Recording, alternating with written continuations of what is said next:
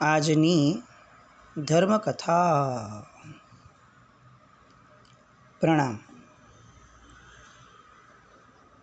ધર્મકથા અંતર્ગત આપણે સમ્રાટ અશોક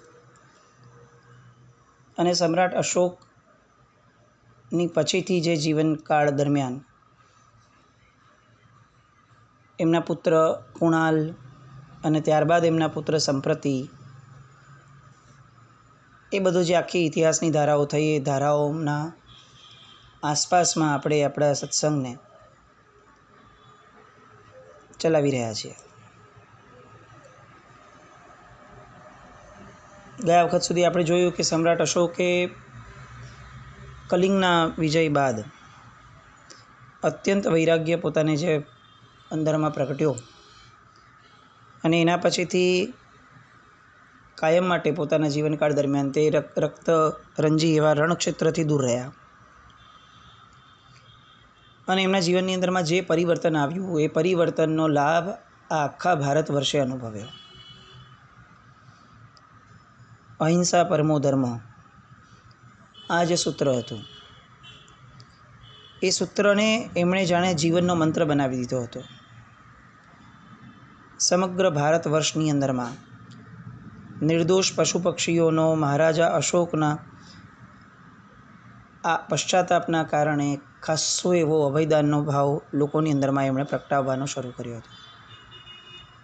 જ્યાં જ્યાં એમનું સામ્રાજ્ય હતું ત્યાં ત્યાં પશુ પક્ષીના વધનો સર્વથા પ્રતિબંધ મૂક્યો હતો. વિશેષપણે પોપટ, મેના, અરુણ, ચકોર, હંસ, નાંદીમુખ, ઘેલાડ, ચમરીગટ, અંબારપીલિકા, દુગ્ધી, માછલી, દેડકા, વેદોવ્યયક, ગંગા કુકુટક, શકુંચમ મત્સ્ય, કાચબા, શાહી ચર્ણસસ, બારશિંગા, સાડ, ઓક, એરંડ, મૃગ, કબૂતર અને એ સિવાયમાં ઉપયોગમાં ન આવનાર એવા ચોપગા પશુઓ, એ બધાના વધનો નિષેધ ભારત વર્ષની અંદરમાં સમ્રાટ અશોકના જીવનકાળ દરમિયાન રાજ્ય આજ્ઞા તરીકે જાહેર કરવામાં આવ્યો હતો. અત્યારે તો કદાચ એમ વિચાર કરીએ તો આમાંના 80-90% નામો તો આપણે પહેલી વાર સાંભળીએ છીએ. આવા પશુ પક્ષીઓ એ કદાચ આપણા સુધી પહોંચી જ નથી શક્યા. આપણને જે મોગલકાળ ભણાવવામાં આવ્યો છે ઇતિહાસમાં, એ મોગલકાળને જો ખરી રીતે ભણાવવામાં આવે તો એ મોગલકાળ કેટલો ખૂંખાર હતો, મનુષ્યો અને પશુઓ માટે એ કેવો કાળ સમાન સાબિત થયો હતો એ આપણને સમજાય. આખીને આખી પ્રજાતિઓ પશુઓની, પક્ષીઓની એ કમ્પ્લીટલી પૂર્ણ રીતે નષ્ટ કરવાનું કામ, ભયંકર કામ આ મોગલોએ કર્યું હતું. ખરેખર એવું લાગે કે આપણી આવતી જનરેશન જ્યારે અકબરને સારો ગણશે અને વિચારશે ત્યારે આપણને એક નિસાસો પડશે જ કે કાશ આપણે સારો અને સાચો ઇતિહાસ આ જનરેશન સમક્ષ જો લાવી શક્યા હોત તો જે ખરેખર આતંકવાદી હતા એ માણસો આજે સારા ન ગણાયા હોત. જે લોકોએ આ ભારત વર્ષની ધરતીને રોડી નાખી હતી, જે લોકોએ આ ભારત વર્ષની સંસ્કૃતિને બરબાદ કરી નાખી હતી, એ જ લોકોના ગુણો ગાવાનું કામ જે આજનો ઇતિહાસ કરે છે, એ કામ જોઈ અને ખરેખર અરેરાટી થવી જ જોઈએ દરેકે દરેક વ્યક્તિને. પરમાત્માનું શાસન જે રાજાઓ સરસ મજાનું પાળતા હતા, જે ભારત વર્ષની અંદરમાં સર્વધર્મ પ્રત્યે સદભાવ રખાવી અને રાજાઓ રાજ્યાશ્રય આપતા હતા. આગળ આપણે આવશે વાત કે સમ્રાટ અશોક ને બિંદુસાર, આ બધા લોકો જે હતા એ બધા લોકોના જીવનની અંદરમાં કેટલે અંશ સુધી રાજ્યના આધારે, એટલે કેટલું બિંદુસાર હતા. આપણે એક સિમ્પલ એક્ઝામ્પલ લઈએ. બિંદુસાર રાજા હતા અને એ પછીથી અશોક થયા. બિંદુસાર રાજા રોજના 60,000, એમના આખા રાજ્યમાં 60,000 જેટલા સંતોનું ભોજન બિંદુસાર એ પોતે આપતા હતા. બ્રાહ્મણો, બૌદ્ધ ભિક્ષુકો, બધાને 60,000 પર ડે, ડેઇલી આ રાજ્યાશ્રય પ્રમાણે અપાતું. અને એ પણ કેવા સમયમાં કે જ્યારે દુકાળ હતો. એટલે એના પરથી આપણે સમજી શકીએ કે રાજ્ય સત્તાઓને સંતો પ્રત્યે કેટલો સદભાવ હશે. સમ્રાટ અશોક થયા, એમણે પણ કેટલાક વર્ષ જ્યાં સુધી એ ક્રૂર નહોતા થયા ત્યાં સુધી સમ્રાટ અશોકે પણ એ સિલસિલો કેટલોક ચાલુ રાખ્યો હતો. આ બધાના કારણે આપણે સમજી શકીએ છીએ કે આપણે ત્યાં સંતશાહી હતી, સંતો પ્રત્યે અતિશય સદભાવ હતો. કેટલાક પ્રસંગો આગળ આવે છે કે જેમાં આપણને ખ્યાલ આવે કે જૈન સંતો એ રાજ્યનું ન વાપરી શકે. રાજ્ય દ્વારા જે પણ ભોજન બને એ રાજનું ભોજન ન વાપરી શકે એટલા માટે આ જે રાજાઓ થયા એ લોકોએ વણિકો દ્વારા પણ પ્રયત્નો કર્યો કે તમે લોકો જે પણ ગોચરી વગેરે દ્રવ્ય વોરાવો છો જૈન મહાત્માઓને, કારણ કે અમારે ત્યાં તો એ આવતા નથી સદાવ્રતો અને અન્નશાળાઓમાં, તો તમે જે વોરાવો છો એનો પણ લાભ અમને આપો. આવા પ્રયત્નો રાજાએ પણ કર્યા હતા.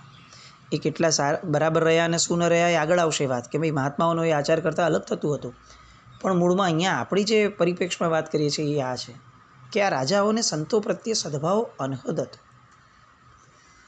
અને આજની પરિસ્થિતિ આપણે જોઈએ તો આપણને ખરેખર એવું લાગે કે આપણે અત્યારે પણ કેટલીક માનસિકતા એ મોગલ કાળની અત્યારના રાજકારણીઓમાં છે. એક પાર્લામેન્ટનું ઉદ્ઘાટન થાય અને એની અંદર સંતો સરસ મજાના શ્લોકો બોલે, સંતો ધાર્મિક વિધિ પ્રમાણે કોઈ કાર્ય કરાવડાવે અને અઠંગ રાજકારણીઓ એવું સ્ટેટમેન્ટ આપે કે ભારત પછાત થઈ ગયું, વૈજ્ઞાનિક દૃષ્ટિકોણ કરતાં આપણે સાવ બેકવર્ડ થઈ ગયા અને સારું થયું આવા બધા રીતિ રિવાજો જોવા કરતાં તો ત્યાં ન ગયા પાર્લામેન્ટમાં તો સારું. આવા સ્ટેટમેન્ટ આપનારા રાજકારણીઓ એ જ્યારે સત્તા સ્થાનની અંદરમાં હોય, મુખ્ય સ્થાનની અંદરમાં બેઠા હોય, ત્યારે ખરેખર આપણે એવું માનવું જ પડે કે કદાચ જન્મથી આપણે કયા કુળના છીએ ખબર નથી, પણ માનસિકતામાં યા તો ક્રિશ્ચન અને યા તો મુગલ ઇસ્લામ, આ બેની અંદર જ આપણી આખીને આખી રાજકારણીઓની અને આપણી પોતાની પ્રજા એ વહેંચાઈ ગઈ છે. દરેક વિકૃત માનસ થતું જાય છે અને વિધર્મિતા એ જાણે એક કલ્ચર થઈ ગયું છે, એક ટ્રેન્ડ થઈ ગયો છે. આ બધી પરિસ્થિતિ અત્યારે જે ઊભી થાય છે જેનો આપણને અનહદ વસવસો છે, એનું મૂળ કારણ એ છે કે આપણે એટલા સુષુપ્ત રહ્યા.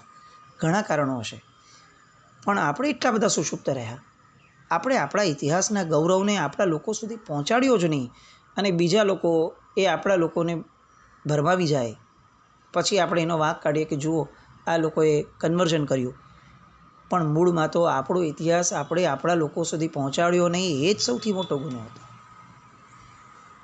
ફરીને આ જ વાત મૂકવાનું મન થાય કે આપણી પ્રજાને આપણે કેમ એના પૂર્વજોના ગૌરવથી વાસિત નથી કરતા, અને એ નથી કરતા એના કારણે એને મા બાપ પ્રત્યે પણ, વર્તમાનમાં જે જીવે છે એવા મા બાપ પ્રત્યે પણ ગૌરવ નથી અનુભવાતો. એટલી બધી આ બધી આપણે એમ કહીએ કે અંદરની પીડા છે, દરેકને થતી હશે. દરેક વ્યક્તિ જેને સંસ્કૃતિ પ્રત્યે સદભાવ હોય અને જે આજની પરિસ્થિતિ જુએ, એક બાજુ અહિંસાનો ઝંડો લહેરાવવા માટે આપણે કેટલા રૂપિયા વેચીએ, પશુઓને બચાવીએ, અને બીજી બાજુ એક સત્ય હકીકતને આપણે સમજી નથી શકતા કે ભારત ધીરે ધીરે 80થી 85% માંસાહારી દેશની અંદરમાં કન્વર્ટ થઈ રહ્યો છે. આપણે અમારીના પાલન માટે કેટલા પ્રયત્નો કરીએ, પર્યુષણ આવશે એટલે આપણને બધાને યાદ આવશે કે ચાલો જીવદયાને ટીપ કરીએ, ગાયોને નભાવીએ, પણ ભારત 85% જો માંસાહારી દેશ બની ગયો હોય અત્યાર સુધીમાં, તો કાલે ઉઠીને નવી જનરેશન અથવા 2 જનરેશન પછીની જે આવશે એ બધા કોની સામે અમારીની વાતો કરશે અને આપણી પ્રજા ક્યાં બચીને રહેવાની?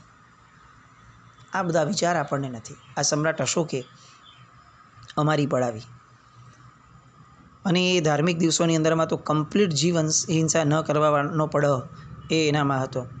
દરેક મહિનાની ધાર્મિક મહાતિથિઓ જેમ કે પંચમી, અષ્ટમી, ચતુર્દશી, અમાવસ્યા, પુષ્ય અને પુનર્વસુ નક્ષત્ર આ જ્યારે આવતા, અને એ ઉપરાંત ચાતુર્માસિક તહેવારોના સમયે બળદોની ખાંદ ઉપર ઝૂંસરી નાખવાનું પણ બંધ હતું. આપણે વિચાર કરીએ કેટલી હદ સુધી ભારતની પ્રજા સમ્રાટ અશોકના સમયની અંદરમાં એ અહિંસક પરિણામને ધરાવનારી હશે. ચાતુર્માસના તહેવારોમાં, ધાર્મિક પર્વોના દિવસોમાં ઘોડા, બળદ અને અન્ય પ્રાણીઓની ખસી કરવા ઉપર પણ અશોકે પ્રતિબંધ મૂક્યો હતો. આવી અહિંસક ભાવના એ જેમનામાં હતી એ આપણા જૈન ધર્મને સ્વીકારનારા રાજા હતા. આવું આપણને ખ્યાલ આવે તો કેવો આનંદ થાય. આજે પણ આપણા નોટ ઉપર, પાર્લામેન્ટ ઉપર 3 સિંહવાળું જે ચિહ્ન મૂકવામાં આવે છે, જેને અશોક ચિહ્ન કહીને આપણે બધા જાણીએ છીએ, એ અશોક ચિહ્નના બનાવનાર અશોક એ જૈન ધર્મ પાળતા હતા. પશ્ચાત ભૂમિકામાં કદાચ એ બૌદ્ધ ધર્મી થયા કે નહીં એની માટે પ્રશ્ન હોઈ શકે, પણ પૂર્વ ભૂમિકામાં તો દરેક ઇતિહાસકાર આવું માને જ છે કે જૈન ધર્મી હતા. આપણને ગૌરવ કેટલું, આપણને એવી જાણકારી પણ કેટલી. આપણી વાતમાં આપણે આગળ વધીએ. રાજપુત્ર કુણાલ 16મા વર્ષની વર્ષગાંઠે જ્યારે તખ્ત ઉપર બેસવાના હતા રાજ દરબારમાં, એની જગ્યાએ એમને અંધાપો મળ્યો. એ વાત આપણે આખી જોઈ. હવે આ કુણાલના લગ્ન શરદબાળા સાથે થયેલા. એકદમ ગુણિયલ, પતિભક્ત, સંસ્કારી અને આ જૈન ધર્મી બાળા. પતિના નેત્રને રંજન કરતી એવા કિંમતી વસ્ત્રાલંકારો, વિલાસી જીવન, આ બધાનો શરદબાળાએ કાયમ માટે ત્યાગ કર્યો. પોતે શુદ્ધ અને સાદા વસ્ત્રધારણી આદર્શ ગૃહિણી બની, પતિની સેવાને ચાકરી કરી અને કુણાલને ક્યાંય ઓછું ન આવે એવું સુંદર વાતાવરણ એને પોતે કુણાલના જીવનકાળ દરમિયાન ઊભું કર્યું. એમનો રહેવાસ હતો અવંતીના પાટનગર ઉજ્જૈનમાં. એ ઉજ્જૈનની અંદરમાં એ સમયે વર્ધમાન સ્વામી ભગવાનના જીવનકાળની અદ્ભુત પ્રતિભાશાળી એવી પ્રતિમા કે જેનું નામ જીવિત સ્વામી હતું, એ વખણાતી હતી. આ જીવિત સ્વામી એટલે વર્ધમાન સ્વામી ભગવાનના સાધના કાળની અંદરમાં ભગવાન કેવી રીતે સાધના કરતા હતા એની જે મૂર્તિ બનાવાઈ હતી ભગવાનના જીવનકાળ દરમિયાન જ, એ મૂર્તિ આ ઉજ્જૈનમાં એ સમયે રહેતી હતી. જીવિત સ્વામી એટલે આપણે અત્યારે તો જેટલી પણ જીવિત સ્વામી ભગવાનની પ્રતિમાઓ જોઈએ છે એ બધી જ એ સામાન્ય રીતે તીર્થંકર પરમાત્માઓ જે અવસ્થામાં હોય છે એ, પણ અહીંયા આ જે જીવિત સ્વામી હતા એ યુવા વયની અંદરમાં સાધના કાળમાં ભગવાન જે અલગ અલગ મુદ્રાઓમાં રહેતા હતા એમાંની એક મુદ્રા દ્વારા આ મૂર્તિ બનાવાઈ હતી. આજે તો એની કોઈ પત્તો નથી આપણે ક્યાં છે તે, પણ આ પ્રતિમાના દર્શન કરવા માટે ભારતની ચારે દિશાઓથી સાધુ સંપ્રદાય, શ્રાવક શ્રાવિકાઓ આ બધા આવતા હતા. આ નગરની અંદરમાં ભદ્રા શેઠાણીનું અવંતીનું એક આખું આવાસ હતું કે જે આવાસની અંદરમાં લગભગ સાધુ સાધ્વીજી ભગવંતોનો ઉતારો કરવામાં આવતો. એનું નામ શાળા રાખવામાં આવ્યું.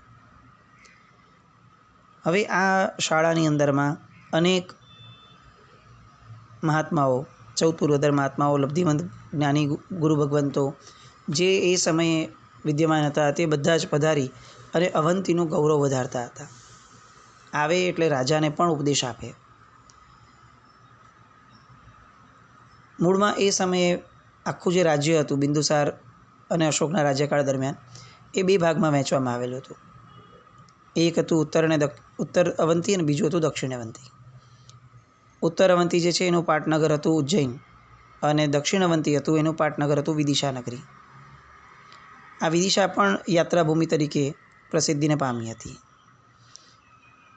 જે ધર્મ અશોક તરીકે ઓળખાયા અને પછી જે સ્તૂપોની હારમાળાઓ સર્જાઈ હતી એમાંનું વિશેષ સ્તૂપ જે છે એ આ વિદિશાની અંદરમાં રચવામાં આવ્યા હતા. આજે પણ બિહારની અંદરમાં આ નગરી વિદ્યમાન છે અને અશોકના સ્તૂપો ત્યાં ઘણા બધા આજે પણ મળે છે.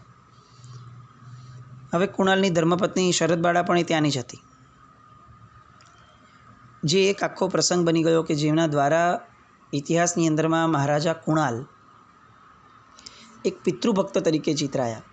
એ વાતની નોંધમાં વિશેષપણે કુણાલ દ્વારા આ જ્યારે અંધાપો પોતે ગ્રહણ કર્યો સામે ચડીને ત્યારે પોતે એક શબ્દ, એક વાક્ય બોલે છે કે પિતૃભક્તિની આજ્ઞા, પિતૃભક્ત ભક્તિ એ ફક્ત શ્રીમંતો માટે, ગરીબો માટે નહીં, એ શ્રીમંતો માટે પણ એવી જ છે, એ રાજા માટે પણ એવી જ છે, રાજકુમાર માટે પણ એવી જ છે. આવું દર્શાવવા માટે પણ મારે મારા પિતાની આજ્ઞાને સ્વીકારવી જોઈએ. મહાપુરુષો એ છે કે જે પોતાનો વર્તમાનકાળ જોવા કરતાં પોતે જેવું જીવન જીવશે એના દ્વારા આખી પેઢીનું ભવિષ્ય નિર્માણ થવાનું છે એ વિચાર સૌથી પહેલાં કરશે. આજે માતા પિતાઓ પણ પોતાની નજર સામે રહેલા બાળકો માટે પણ પોતાના જીવનના કેટલાક ભોગ વિલાસનો ભોગ આપતા પહેલાં 500 વાર વિચાર કરે છે અથવા નથી આપી શકતા. એવા સમયે આ રાજકુમાર કુણાલનું વાક્ય જે છે ને એ આપણે ઘરમાં કોતરી દેવા જેવું છે કે આવનારી પ્રજા એ આપણા જીવનની અંદરમાં જે ઘટ્યું એને જોઈ અને એના ચરિત્રનું નિર્માણ કરશે. આપણે જેવું જીવન જીવશું એના આદર્શ લઈ અને એ પોતાની યથાશક્તિ તે પ્રમાણે જીવન જીવશે. પણ આદર્શ આપણા જીવનનો વ્યવહાર હશે અને એ વ્યવહાર સાચવવા કુણાલ પોતાની આંખનું બલિદાન આપી દે છે. હવે આ જે યુવરાણી શરદબાળા છે એ અનેક મહાત્માઓના સત્સંગમાં આવે છે, રોજ કુણાલ સાથે બેસે. જે પણ થયું છે એની અંદરમાં ક્યાંય પણ કોઈ રાણીનો વાંક કે રાજાનો વાંક આ બધું જોવા કરતાં આપણે ભવિતવ્યતાનો વાંક જોઈએ, આપણા પૂર્વસંચિત કર્મોને જ દોષ આપીએ. આવું રોજ એ કુણાલ સાથે બેસીને સત્સંગ કરે. પોતાના પતિના દુઃખના નિવારણ અર્થે અવંતીમાં જે મહાત્માઓ પધારે તે મહાત્માઓને વિનંતી કરીને પોતાના પતિ પાસે અવારનવાર લાવતા. પૂર્વેના જે મહાપુરુષો થયા એમના ઐતિહાસિક બનાવની કથાઓ એ જ્ઞાની મહાત્માઓ પતિને સંભળાવતા કુણાલને, અને એમાંથી સાર રૂપે કુણાલ પોતાના મનને એટલું બધું વાળી શક્યા કે એ જમાનામાં એવું કહેવાતું કે પ્રસન્નતાની મૂર્તિ એટલે કુણાલ. જેના હાથમાંથી પોતાનું રાજ્ય ગયું છે, જેના જીવનમાં પોતાની આંખ ગઈ છે, એવી વ્યક્તિ એ પ્રસન્નતાની મૂર્તિ બની શકી ફક્ત ને ફક્ત મહાત્માઓના સમાગમ અને એક સરસ મજાની શ્રાવિકા સમી પત્ની મળી એના કારણે. આપણે અનેકવાર મહાત્માઓના સમાગમને પ્રવચનો લઈએ છીએ. ખાલી એક વિચાર કરીએ, ફેર વિચાર આટલો જ કે કયા લક્ષ્યથી લઈએ છીએ. જો એનો એ સમાગમ અંધ થયેલ કુણાલનું દુઃખ દૂર કરી શકે અને એને પ્રસન્ન ચિત્ત બનાવી શકે, તો એ જ સમાગમો, એ જ જીનવાણી આપણા પર કેમ અસર નથી કરી શકતા? આ બાજુ સરસ મજાનું વાતાવરણ બન્યું. કુણાલ પોતાના દુઃખના કમ્પ્લીટ વિસ્મરણમાં આવ્યા અને અધ્યાત્મ પ્રેમી બન્યા. અને હવે એક યોગ જે એના જીવનમાં પૂર્વજન્મથી લઈને આવ્યા હશે એટલે હતો મધુર સ્વર દ્વારા સિતાર વાદનનો એનો આયામ. એટલી સરસ સિતાર વાદન પોતે એ સમયે કરતા હતા. સિતાર લઈને બેસે અને ભજનો ગાય. આ મહારાજા કુણાલની જૈન ધર્મપરાયણતાને આપણે ક્યાંય આપણા ઇતિહાસોમાં વાંચવામાં જ નથી જોઈ, આપણા પ્રવચનોમાં આપણે સાંભળી જ નથી. સુરદાસ, સંત કબીર, આ બધાના નામો કેટલા પ્રચલનમાં આપણા જીવનમાં આવ્યા. બીજાના નામો ન લઈએ એવી કોઈ વાત નથી. જ્યાં જ્યાં શુભતા છે તેની અનુમોદના છે જ, પણ જ્યાં આપણા ઘરમાં સૌથી પહેલાં શુભતા આવી છે એનો ઉલ્લેખ ન થાય એ વસ્મું લાગે.